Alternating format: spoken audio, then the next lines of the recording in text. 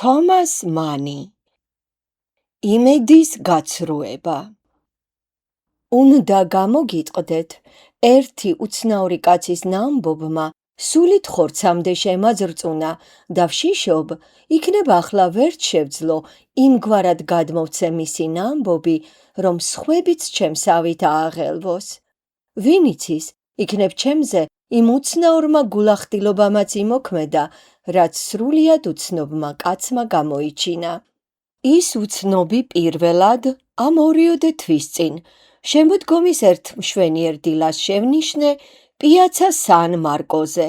ვრცელ მოედანზე ცოტა ხალხი იყო. დიდებული შენობის თავზე, რომლის მდიდრული ზღაპრული კონტურები და ოქროს სამკაულები თვალწარმტაცად ელვარებდნენ ნაზი ფირუზისფერი ცის ფონზე, მსუბუქი ზღვაური დროშებს აფრიალებდა. თავარ შესასვლელთან პატარა გოგონა საკენკს უყრიდა ირგვლივ მორიალე მტრედებს, რომელთა ახალ-ახალი გუნდები ყოველი მხრიდან მოისწრაფოდნენ. საოცარი, შეუდარებელი, საზეიმო სანახაობა იყო. აქ შევხვდი პირველად იმ უცნობ ადამიანს და ახლაც, როცა ამ სტრიქონებს ვწერ, საკვირველი სიცხადით მიდგას იგი თვალწინ. უცნობი საშუალო სიმაღლისა ძლივს იქნებოდა, დადიოდა სწრაფად, წელში მოხრილი, ორივე ხელში ჩაფღუჯული ჯოხი ზურგს უკან ეჭირა. შავი ქვაბქუდა ეხურა, მუგზოლებიანი შარვალი ეცვა და ღია ფერის წამოსასხამში იყო გახვეული. მე იგი რატომღაც ინგლისელად მივიჩნიე. უცნობი შეიძლება 30 წლის ყოფილიყო, შეიძლება 50-საც. მიმქრალი, ნაცრისფერი თვალები, მომსხო ცხვირი და სუფთად გაპარსული სახე ჰქონდა, ბაგეებზე მუდამ გაურკვეველი, შეცფუნებული კაცის ღიმილი დასთამაშებდა. დროდადრო წარბებს აზიდავდა, ირგვლივ მიმოიხედავდა, შემდეგ ისევ მიწას დააშტერდებოდა, რაღაცას ჩაიბურტყუნებდა, თავს გაიქნევდა და გაიღიმებდა. იმ დღიდან მოყოლებული უცნობს თვალს არ ვაშორებდი. ეტყობოდა, სხვა საქმე არ აწუხებდა და ყოველთვის მოედანზე სეირნობდა. დარსა და ავდარში, შუადღისას თუ ნაშუა დღეს, ყოველთვის მარტო, ყოველთვის უცნაურად მოღიმარი, 50-ჯერ მაინც ჩაისეირნებდა პიაცა სან მარკოზე. იმ დაუვიწყარ საღამოს მოედანზე სამხედრო ორკესტრი უკრავდა. მე კაფე ფლორიანის ერთ-ერთ მაგიდას ვუჯექი, რომელიც პირდაპირ მოედანზე გამოეტანათ. კონცერტი რომ დამთავრდა, შეჯგუფებულმა ბრბომ დაშლა დაიწყო. უცნობი, როგორც ყოველთვის უმიზეზოდ მოღიმარე, ჩემ გვერდით, ახალგათავისუფლებულ მაგიდას მიუჯდა. დრო გადიოდა, ირგვლივ თანდათან სიჩუმე ისადგურებდა. კაფე დაცარიელდა. მოედანზე აქა-იქ თუ გაიჭაჭანებდა ვინმე. დიდებული სიმშვიდე გამეფდა. ცა ვარსკვლავებით მოიჭედა და სან მარკოს მდიდრული თეატრალური ფასადის თავზე ნახევარმთვარე დაეკიდა. მე, ჩემი მეზობლისკენ ზურგშექცეული, გაზეთს ვკითხულობდი. ის იყო წასვლა დავაპირე, რომ სულმა წამძლია და მისკენ ოდნავ შემოვბრუნდი. უცნობი, რომელიც აქამდე ხმას არ იღებდა, მოულოდნელად ალაპარაკდა. თქვენ პირველად ხართ ვენეციაში, ბატონო ჩემო? მომმართა დამტვრეული ფრანგულით. სანამ ინგლისურად გაპასუხებას მოვახერხებდი, მან სუფთა გერმანულ ენაზე გააგრძელა ლაპარაკი. უცნობს ჩახლეჩილი, დაბალი ხმა ჰქონდა და ყელის ჩასაწმენდად ხშირად ახველებდა. თქვენ ყველაფერ ამას პირველად ხედავთ? გაგიმართლდათ კი მოლოდინი, იქნებ მეც არც ელოდით, ჰა? ეგებ უფრო ლამაზად არც გქონდათ წარმოდგენილი, ასეა ხომ? იქნებ ამას მხოლოდ იმიტომ ამბობთ, რომ გინდათ თქვენი ბედნიერება შეშურდეთ. უცნობი უკან გადაიხარა და თან დამაკვირდა. რაღაც გაურკვეველი გამომეტყველება ჰქონდა და თვალებს სწრაფად ახამხამებდა. უხერხული დუმილი ჩამოვარდა. უკვე აღარ ვიცოდი, ეს უცნაური საუბარი როგორ უნდა გაგრძელებულიყო და ხელახლა წამოდგომა დავაპირე. უცნობი მოულოდნელად ჩემკენ გადმოიხარა. იცით თუ არა, ბატონო ჩემო, რა არის იმედის გაცრუება? შემეკითხა იგი წყნარად და დაჟინებით, თან თავის ჯოხს ორივე ხელით დაეყრდნო. პატარა, უმნიშვნელო ხელის მოცარვა კი არა, დიდი, საერთო იმედის გაცრუება, რომელსაც ცხოვრება ადამიანს უმზადებს. ეს თქვენ არ გეცოდინებათ. მე კი ახალგაზრდობიდან მისი მეგზური ვარ და ამან ეული, უბედური და უნდა გამოვტყდე. ცოტა უცნაურიც კი გამხადა. შეგიძლიათ კი გამიგოთ, ბატონო ჩემო? მაგრამ ალბათ, 2 წუთით ყურადღებას არ დამამადლით. 2 წუთით, რადგან გულგატეხილობის გამოხატვას თუ კი ეს საერთოდ შესაძლებელია, დიდი დრო არ დასჭირდება. ნება მიბოძეთ მოგახსენოთ, რომ გავიზარდე პატარა ქალაქში, პასტორის ოჯახში. ჩვენი სახლის ზედმეტად სუფთა ოთახებში ძველმოდური პედანტური სწავლულობის ოპტიმიზმი სუფევდა. იქ ყველაფერი სუნთქავდა საეკლესიო კათედრისათვის დამახასიათებელი რიტორიკით. ბრტყელ-ბრტყელი ფრაზებით სიკეთესა და ბოროტებაზე, მშვენიერებასა და სიმახინჯეზე, როგორ მძულს ყოველივე ეს, რადგან ალბათ მხოლოდ ამ სიტყვებს მიუძღვის ბრალი ჩემს ტანჯვაში. ჩემთვის ცხოვრება მხოლოდ და მხოლოდ ამ ბრტყელ-ბრტყელი ფრაზებისგან შედგებოდა, რადგან წუთისოფლის არაფერი გამეგებოდა.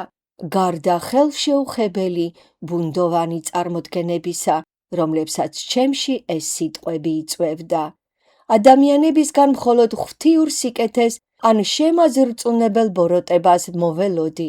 ცხოვრებისგან მე მოველოდი ზეაღმტაც სიმშვენიერეს, ან უკიდურეს სიმახინჯეს და ყოველივე ამის დაწაფების დაუოკებელმა წყურვილმა შემიპყრო შიშნარევმა სწრაფვამ სინამდვილისკენ, განცდისკენ. სულ ერთია, ეს ნათელი ბედნიერება იქნებოდა, თუ ენით აუწერელი, წარმოუდგენლად საშინელი ტანჯვა. ბატონო ჩემო, მე მაგონდება პირველი იმედის გაცრუება ჩემს ცხოვრებაში. გთხოვთ გამიგოთ, რომ ეს არ ყოფილა რაიმე მშვენიერი იმედის გაქარწყლება, ეს იყო დიდი უბედურების დასაწყისი. ჯერ კიდევ ბავშვი ვიყავი, როცა მამისეულ სახლში ღამით ხანძარი გაჩნდა. ცეცხლი მთელ შენობას მოედო. დაიწვა პირველი სართული. საცა იყო, ალი კიბესაც შთანთქავდა. მე პირველმა შევნიშნე ცეცხლის ენები და მახსოვს, მთელი სახლი ყვირილით შევძარი. ცეცხლი, ცეცხლი! ზუსტად მახსოვს ეს წამოძახილი. ვიცი, რა გრძნობაც ედო მას საფუძვლად, თუმცა მაშინ გარკვევის თავი არ მქონდა. ეს არის ცეცხლის სტიქიონი, შევიგრძენი მეუნებურად. აი უკვე განვიცდი მას, მაგრამ ნუ თუ ხანძარი ამაზე საშინელი არ არის, ნუ თუ სულ ეს არის? ღმერთმა ხომ იცის, რომ ეს უბრალო ამბავი არ ყოფილა. მთელი სახლი დაიფერფლა. ოჯახი ძლივს გადარჩა ხიფათს, ხოლო მე საკმაოდ დავშავდი. სწორი არ იქნებოდა იმის თქმა, თითქოს ჩემს ფანტაზიას მშობლიური სახლის დაწვა უფრო შემაძრწუნებლად ჰქონდა წარმოდგენილი, ვიდრე სინამდვილეში მოხდა, მაგრამ ჩემს არსებაში ჩასახული იყო გაურკვეველი წინათგრძნობა, უსხეულო წარმოდგენა რაღაც უფრო მეტი საშინელებისა და მასთან შედარებით სინამდვილემ ყოველგვარი ძალა დაკარგა. ხანძარი იყო ჩემი პირველი დიდი განცდა, რომელმაც გააქარწყლა საშინელების მოლოდინი. არ შეშინდეთ, ბატონო ჩემო, არ ვაპირებ ყოველი ჩემი გაწვილების სათითაოდ ჩამოთვლას. საკმარისია ვთქვა, რომ დაუოკებელი ეჭვით შეპყრობილმა პოეტების ნაწარმოებებიდან შევითვისე ცხოვრებისგან რაღაც დიდის მოლოდინი. მე შემძულდნენ ეს პოეტები, რომლებიც თავიანთ მაღალფარდოვან სიტყვებს აბნევენ ყველგან, სადაც ხელი მიუწვდებათ, ხოლო რომ შეეძლოთ, ვეზუვში ჩაწებული კედრით, ცისკაბადონზე მიაწერდნენ თავიანთ სიბრძნეს. მე კი არ ძალმიძს ყოველი ასეთი სიტყვა დიდ სიცრუედ ან ბოროტ დაცინვად არ მივიჩნიო. აღფრთოვანებულმა პოეტებმა მიმღერეს, ადამიანის ენა ღარიბიაო. არა, ბატონო ჩემო, ენა ჩემი აზრით მდიდარია, აუწერლად მდიდარი, ცხოვრების შეზღუდულობასა და უმწეობასთან შედარებით. ტკივილს აქვს თავისი საზღვრები, ფიზიკურს გულის წასვლამდე, სულიერს სიგიჟემდე, ბედნიერებაც ასევეა. ადამიანთა ურთიერთგაგებინების მოთხოვნილებამ კი ბგერები გამოიგონა, რომლებსაც მოტყუებით გავყავართ ამ საზღვრებს მიღმა. განაჩემი ბრალია, რომ ეს სიტყვები ზურგის ტვინამდე ჩამდევს და ისეთ წარმოდგენებს მიღვიძებს, რაც საერთოდ არ არსებობს. მე ამ ყბადაღებულ ცხოვრებაში შევიჭერი, ჩემი წინათგრძნობების შესატყვისი განცდების წყურვილით სავსე, ღმერთო, მიშველე, ეს განცდები ბედმა როდი მარგუნა, მე დავხეტიალობდი დედამიწის ქებული ადგილებისა და ხელოვნების ქმნილებათა სანახავად, რომელთა წინაშე მოწიწებით ქეციხრის კაცობრიობა. მე ვმდგარ ვარ ამ ქმნილებათა წინ და მithქვამს, მშვენიერია და მაინც, ნუ თუ არ არსებობს ამაზე მეტი მშვენიერება, ნუ თუ ეს არის ყველაფერი. მე არაფერი გამეგება ფაქტობრიობისა, ალბათ ის ყველაფერს ხსნის. ერთხელ სადღაც უძირო უფსკრულის პირას ვიდექი, კედლები შიშველი და ციცაბო იყო, ძირს კი წყალი ეხეთქებოდა ლოდებს. ვიცქირებოდი ქვევით და ვფიქრობდი, რა მოხდება, რომ გადავარდე მეთქი. ეს რომ მომხდარიყო, ჰაერში ალბათ ჩემს თავს ვეტყოდი. აი ვარდები, ახლა ეს ფაქტია, მერე რა? დამიჯერებთ თუ არა, საკმაოდ ბევრი უბედურება გადავიტანე იმისთვის, ასეთი საუბარი რომ შემძლებოდა. დიდი ხნის წინ მიყვარდა გოგონა, ნაზი და უმანკო არსება.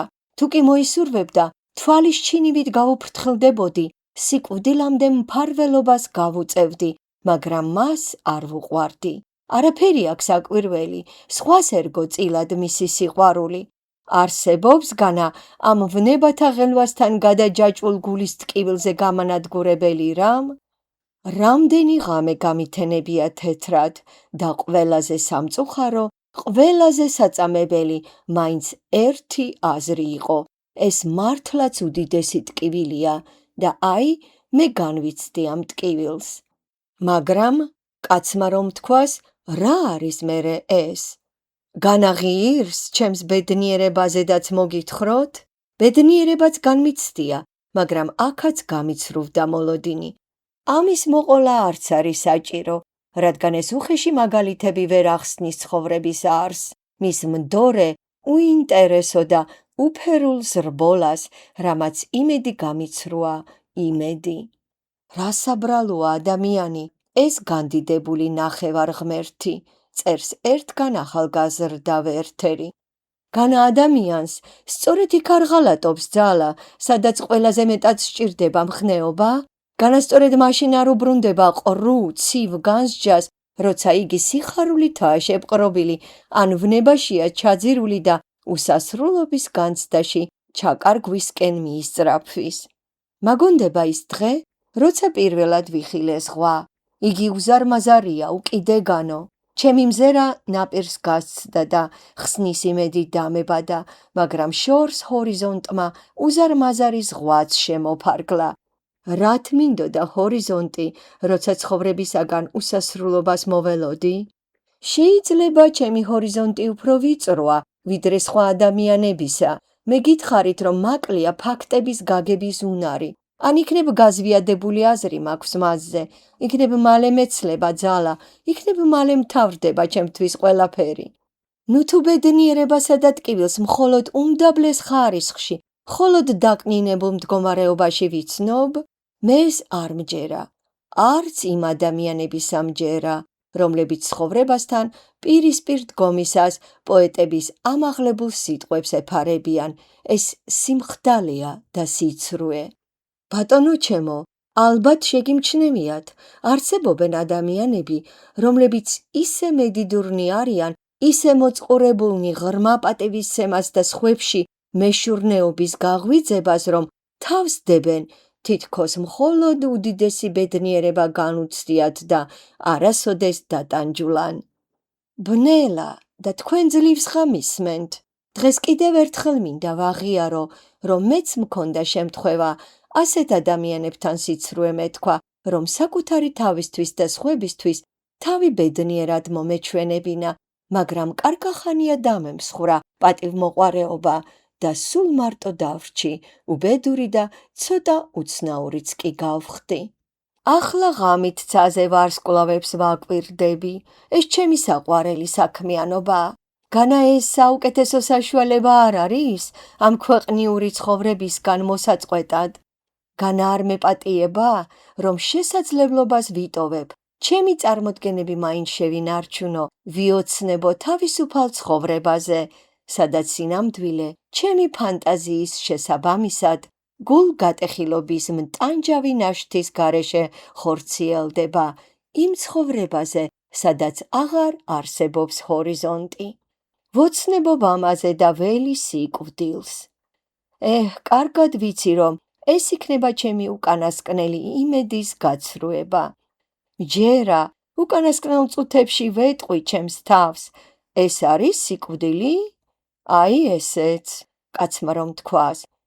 რა არის მერე ეს? მაგრამ მოედანზე აცივდა ბატონო ჩემო. მადლობა ღმერთს, ამის შეგრძნება მაინც გამაჩნია. ჰიჰი, უმორჩილესად გეთხოვებით. ადიუ. 1896 წელი.